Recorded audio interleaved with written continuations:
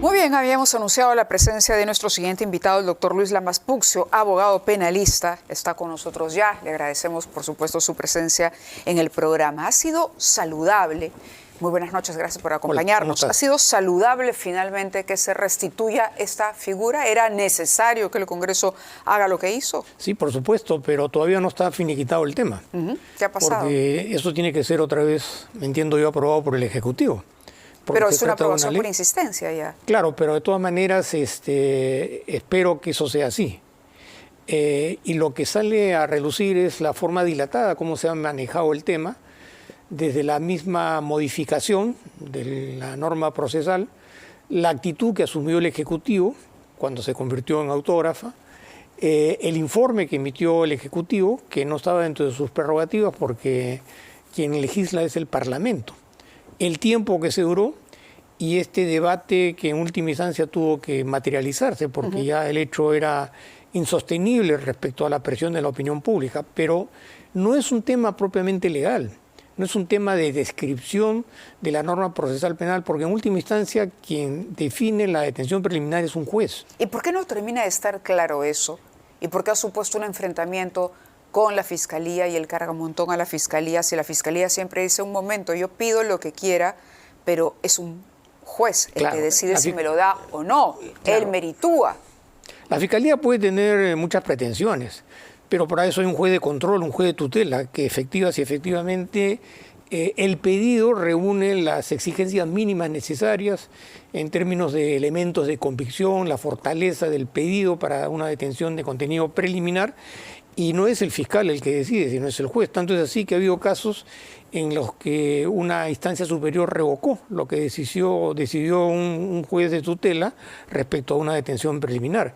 Es una atribución exclusiva y además es eminentemente garantista la norma procesal, porque como te acabo de manifestar, depende de la valoración de los hechos que hace un juez, un magistrado, que puede equivocarse en algunos casos, que puede haber habido manipulación política. Eso no tiene por qué desnaturalizar una prerrogativa procesal que tiene un peso significativo en términos de la investigación frente a casos complejos, pero que evidentemente generó una fractura, un vacío de carácter procesal en un momento de una particular crisis de criminalidad, delincuencia y violencia, y además porque me parece, por lo menos así lo yo percibo, que se trata en el fondo de una confrontación que tiene una dimensión política entre el Ministerio del Interior, el Poder Judicial y particularmente el Ministerio Público, en la que ha habido intercambio de denuncias. ¿Por qué? Porque también no podemos tomar en consideración que estamos a puertas de un momento electoral que es clave, que es trascendente. Y el tema de la institucionalidad puede generar su ausencia, un quebrantamiento de la institucionalidad con fines políticos, porque la delincuencia es un tema que preocupa a toda la opinión pública, a toda la sociedad. Entonces, en una línea perspectiva futura de lo que es un proceso electoral, medidas de esta naturaleza, porque tampoco esta decisión no es la única. Tenemos el tema del allanamiento, el tema de todo este debate y discusión que hubo sobre la modificación de la ley de crimen organizado, que generó una confrontación entre instituciones y en última instancia quienes han llevado la peor parte son los ciudadanos, que son los que están más expuestos a esto. Pero como decía el almirante Cueto, lamentablemente en el Congreso es el peso de los votos y tenemos un Congreso que hoy como nunca, ¿no?, está más investigado creo que cualquier otro, si hablamos de porcentaje de congresistas que tienen carpetas abiertas. Claro, es un poder del Estado venido a menos en los últimos tiempos. Se ha convertido en un factor de proyección política y electoral. Juega de manera paralela con el Ejecutivo. Cuando no representa de pronto a economías ilegales que ya han logrado tener representación política en el Parlamento. No solamente en ese aspecto, sino en general a la ciudadanía, porque los congresistas están ahí para representar y defender los derechos de las grandes mayorías, no para exponer a las grandes mayorías a temas como es la delincuencia. Entonces, estas medidas, si tú las analizas de forma sistemática, vas a percibir de que hay un interés político con miras a las próximas elecciones. Y vemos cómo se ha venido dilatando porque, por ejemplo, en el caso de las propuestas para incorporar el delito de terrorismo urbano, en la que yo tuve una participación en la Comisión de Justicia, me llamó poderosamente la atención cómo se buscaba dilatar la propuesta frente a un fenómeno que tenía relevancia. ¿Y que para usted califica? Bueno, en principio necesitaba un debate serio y alturado, por lo menos para que se orientara la opinión pública en el ámbito legislativo. Pero más allá del debate y la discusión, en último momento volvieron a presentar un proyecto y el tema quedó totalmente truncado. ¿Por qué? Porque parecería que no había interés en reorientar toda la legislación penal en un tema de tanta sensibilidad que en alguna medida vinculaba al terrorismo histórico del país. Entonces, en esa línea de análisis, evidentemente que las iniciativas, muchas de las cuales han provenido dentro de la Comisión de Justicia, tienen una orientación política y en ese contexto se utilizan diferentes funcionarios para que asuman una posición de choque, para confrontar las instituciones, para recíprocamente echarse la culpa, para denunciarse y en última instancia quienes llevan la peor parte son los ciudadanos, porque no hay justicia, no hay sistema de justicia, que además son entidades que tienen sus propios problemas, ¿no?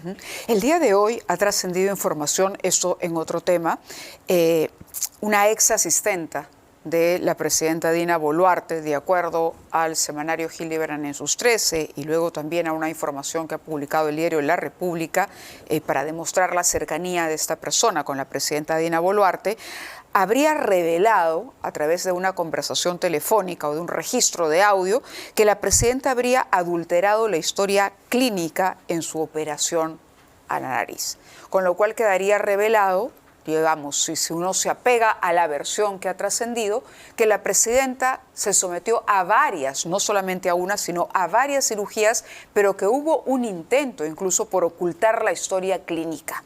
De confirmarse eso, ¿cómo queda o cómo complica este solo testimonio la situación de la presidenta Boluarte? Bueno, viene a consolidar el proyecto putativo respecto a esta investigación, que es un tema que ha convocado a la opinión pública y a los medios de comunicación, pero que tiene la peculiaridad de que no puede ir más allá de la investigación preliminar o de la indagación, porque para realmente investigar y convertir este asunto en un tema judicial, tiene que convertirse en una investigación preparatoria. Y para que se convierta en una investigación preparatoria, el Congreso tiene que recurrir al antejuicio y levantarle la inmunidad a la presidenta para que recién empiece la investigación propiamente dicha. Y en ese análisis, la señora mandataria está absolutamente consciente de que el mejor marco de protección legal que tiene es el Congreso, que está jugando, dependiendo de las circunstancias y de la coyuntura, en paralelo. Si este fuera un Congreso opositor, ¿cómo se complicaría la situación de la presidenta? Es que justamente la democracia se caracteriza porque los poderes del Estado son autónomos y existe una vigilancia y una fiscalización recíproca, porque no es que los poderes sean absolutos, son la contraposición de los poderes, pero si eso se viene abajo, entonces la democracia es solamente un símbolo, es solamente una declaración, porque no funciona como democracia. ¿Y cree que es lo que está pasando en el Pero Perú? por supuesto.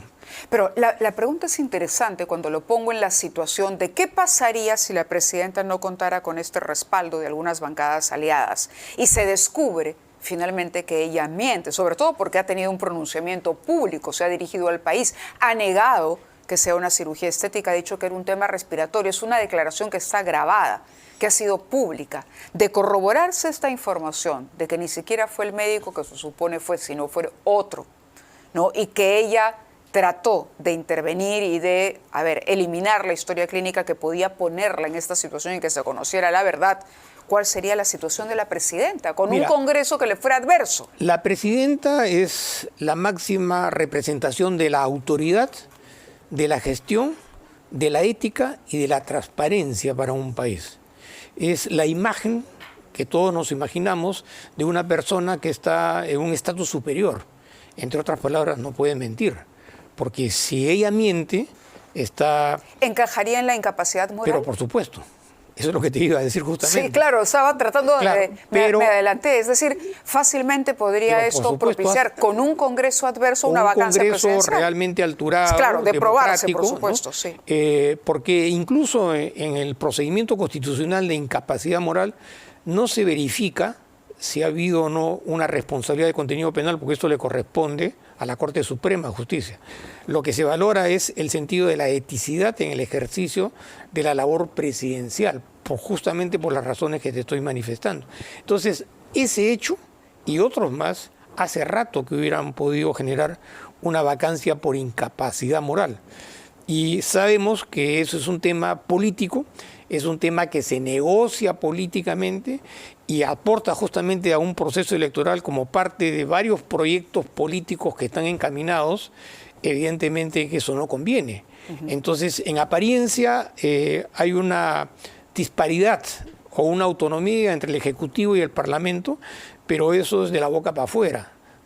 En el interior hay hechos entrelazados como parte de proyectos políticos, como parte de agrupaciones políticas que están totalmente convencidas que deben continuar en la brega política, con la diferencia de que el poder parlamentario se ha convertido en el seno del financiamiento de las campañas políticas.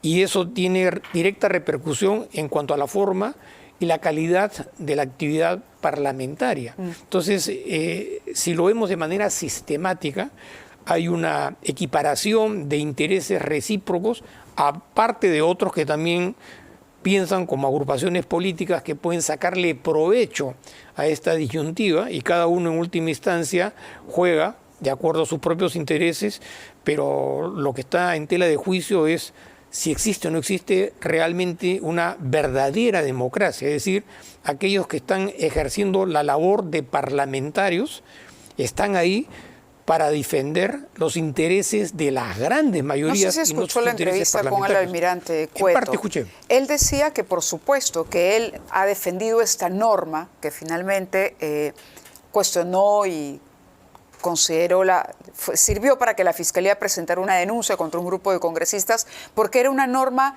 que lo favorecía directamente para poder cobrar su pensión y cobrar al mismo tiempo su sueldo de congresista. Él ha dicho abiertamente que sí, que eso fue parte de su plataforma electoral y que él llegó al Congreso para defender los intereses de las Fuerzas Armadas, entre otras cosas. Bueno, en efecto, las Fuerzas Armadas son instituciones que en alguna medida... ¿A usted le pareció mal, bien, regular? En principio yo pienso que pasó? debieron abstenerse hasta el final, desde un primer momento, más allá de si tenían o no tenían la razón o el derecho, y en todo caso tener una expectativa más de contenido constitucional que lo resuelva del punto de vista de lo que podría haber resuelto el Tribunal Constitucional en ese sentido. Pero en un Congreso que tiene esta dinámica, en la que existen tantas controversias, en la que hay de por medio un desmerecimiento de la labor parlamentaria, una actitud de esto políticamente se presta, por supuesto, a un desmerecimiento de la labor funcional. Entonces, para hacer política también hay que ser bastante cautos y esperar los momentos oportunos y pertinentes para tomar las decisiones, sobre todo cuando hay proyectos políticos partidarios, ¿no? Volviendo al tema de la presidenta, ¿cuál cree usted es el límite para las investigaciones? Ahora que se cuestiona y que incluso se ha presentado, la presidenta ha presentado una demanda ante el Tribunal Constitucional a propósito de las carpetas de circo, dice ella, pero que algunos dicen esto es un acoso, no se le deja trabajar tranquila, la presidenta pierde tiempo atendiendo a la Fiscalía. ¿Cómo debe funcionar esa dinámica, digamos, que garantice la gestión del presidente, pero al mismo tiempo evitar la impunidad? Claro, si nos remontamos a los antecedentes más cercanos de la señora Boluarte, no es la primera o no son las primeras investigaciones que ella tiene. Ella tiene una trayectoria, digamos, bastante sinuosa en términos de investigaciones de contenido penal. Por otro lado está el comportamiento que ella ha tenido, la performance desarrollada desde el momento que fue mandataria, y ahora salen a relucir otros temas que no solamente son los que tienen que ver con las operaciones que se ha hecho, sino también, por ejemplo, con el caso de el hecho mismo que hasta la fecha Cerrón no puede ser capturado. Y eso tiene que ser un componente que hay que valorarlo en ese sentido. ¿Cree que exageró la Fiscalía abriendo todas estas carpetas o está en lo correcto? ¿Es lo que le corresponde hacer ante los indicios que aparecen en la prensa? ¿Qué cosa sucede? El sentido y la función de la indagación es cuando surgen noticias que requieren ser objeto de un análisis previo para ver si efectivamente existen o no existen indicios para poder formalizar una investigación más adelante. Son noticias. Y de acuerdo a la Constitución y a la Ley Orgánica del Ministerio Público, cuando surge una noticia, incluso en un medio de comunicación, la Fiscalía tiene que indagar, porque para eso está la Fiscalía. Y lo que está haciendo la Fiscalía, en los términos como te lo acabo de explicar, es justamente indagar frente a múltiples acontecimientos, hechos y noticias que están dando vuelta ante la opinión pública, que pueden tener connotaciones penales, porque una cosa es indagar, otra cosa es investigar y otra cosa es acusar para recién poder entrar al juicio. Entonces, si surge una noticia que puede tener tanta trascendencia respecto al comportamiento, no se trata de cualquier funcionario, se trata de la presidenta del país, que representa la honestidad, la transparencia, la ética, en un medio social en donde hay tanta corrupción, en un medio social donde hay exmandatarios que están siendo procesados por casos vinculados al tema de corrupción. Es decir, la corrupción es un tema particularmente sensible para la vida nacional. Y en esa línea de análisis, la mandataria representa la honestidad, por emplear un término. Si son falsas esas aseveraciones, acusaciones, indagaciones, qué mejor que me investiguen, que me indaguen, para demostrar a través de la investigación o de la investigación que no tengo absolutamente nada que ver. Sin embargo, la mandataria recurre a una serie de medios de defensa procesal como si fuera cualquier persona y desmerece una labor tan representativa sobre la cual hay tantas expectativas y recurre a una serie de mecanismos procesales, ¿no? Doctor, muchas gracias por haber estado con nosotros esta noche de viernes aquí en el programa. Muy amable. Gracias a ti. Buen fin de semana. Hacemos